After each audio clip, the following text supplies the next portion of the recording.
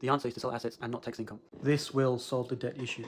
So then the money doesn't outflow outside of Sri Lanka, but stays within Sri Lanka and within its citizens. How to manage Sri Lanka's debt better. Sri Lanka's plan to escape this debt trap is to tax the middle class and working class out of existence, whom, by the way, you guys are.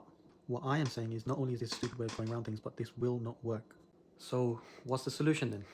The answer is to sell assets and not tax income. If you tax income, that means you'll have later marriages, delayed ownership of homes, lower fertility rate. Government currently owns 82% of land in all of Sri Lanka. That means 18% is owned by corporations and by you guys. This will solve the debt issue. But this land should not be bought by foreign corporations or foreigners. It should be owned by Sri Lankans. Better if it's the middle class. If not them, then the rich. If not the rich, then the super rich. So then the money doesn't outflow outside of Sri Lanka, but stays within Sri Lanka and within its citizens. The debt doesn't need to go down to zero. It just needs to be manageable. So why is this better? Just look around you. People are having low birth rates, they're having later marriages, and they're not owning their home. Right? If you compare that to the older generation, it's completely inverse to how it was. If you impose a tax, let's say a 25% tax, after pension and everything is probably around 35%, after housing is probably maybe 45-50%. If you have half your income taken away from you, what do you think that does to your savings? What do you think that does to your ability to own assets? Could do it the other way, like the UK has done for the last 15 years, like Japan has done for the last 30 years, but it's not gotten them anywhere. Real wages are stagnant. They're the same.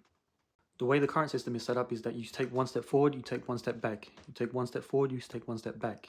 You're in a perpetual cycle of debt. You can't outgrow whilst you have these debt payments. What you need is a one-off boost to make these debt payments easier. Remember, the debt doesn't need to go all the way down to zero, it just needs to be manageable. So if you have a debt to GDP percentage of 115, just bring it down to 100 or 95%, just so it's manageable. So you do not sell all of the assets in Sri Lanka. From here, you can then grow your way out of the debt. I said earlier that the majority of Sri Lankans shouldn't pay tax, so the working and the middle class shouldn't pay tax then. So who should pay tax? What I am proposing is to have a tariff-like tax system. So you're exporting out the tax, right? Same what America's doing right now. There's a smart way of doing it, and there's a less smart way of doing it. A lot of hotels in Sri Lanka actually do this, but they have different pricing for if you're a foreigner, if you're a local, right? So they have a local price and then a foreigner price.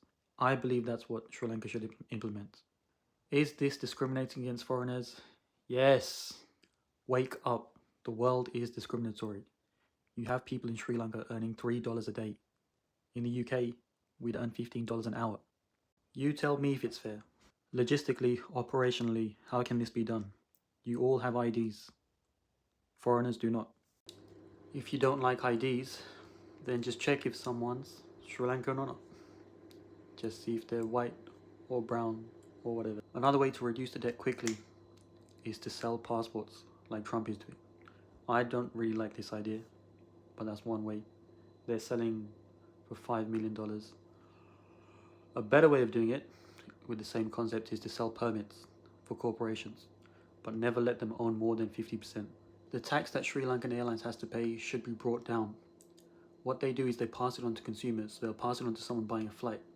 If because of that tax increase they choose another airline or they don't even come into the country, you've lost all of that tax revenue altogether. So you'd rather get them in the country. Once they're in the country, then you can tax them elsewhere.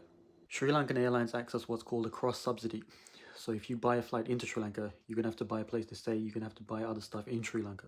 But if the price is too expensive and you don't even come to Sri Lanka, you don't get any of that revenue. This is only for Sri Lankan Airlines. I believe it should not be privatized and should remain in control of the government. If you look at what happened during COVID, all of these airlines declared bankruptcy, right? So what happens is in good times, they make profits. In bad times, they go bankrupt. Bankrupt, who pays? The taxpayer. After you've reduced the debt, then what? I believe that Sri Lanka should start digging for oil. Right, you have the Mannar Basin, which is untapped potential. All of the things I've listed are big movers. All right, they'll reduce the debt significantly.